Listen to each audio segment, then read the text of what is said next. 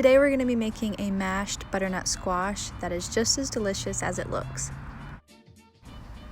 You're going to start by taking your butternut squash and chopping off the ends and then cutting it in half lengthwise. Then you're going to use a spoon to remove the pulp and the seeds. You can save this and cook the seeds if you'd like, just toasting them in the oven, and they do make for a great nutritious snack.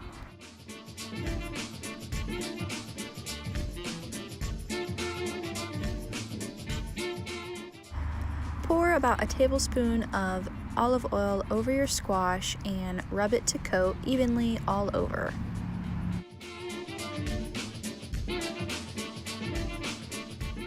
Season with pepper and a little bit of salt, and you can see how great it is to have some handy minced garlic, and this is what really gives it that amazing roasted flavor.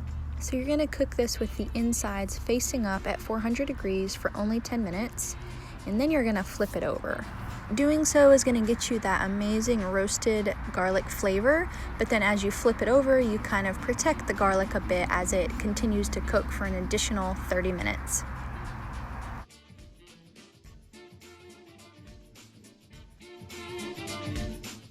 You can see how easily the skin comes right off the squash, and cooking times may vary. I would say about 30 to 40 minutes depending on the size of your squash and how well your oven cooks. But you definitely can check it with a fork to make sure it is very tender. Let this cool and then transfer it to a bowl.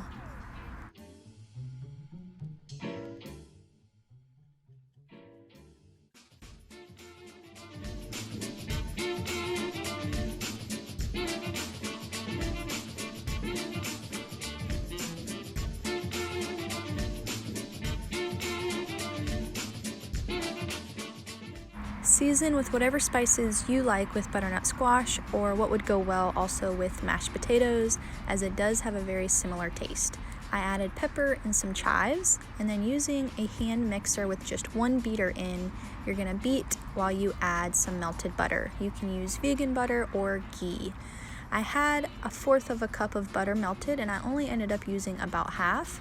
If you want your potatoes to be more buttery and a bit more smooth, you can add the whole 1/4 cup.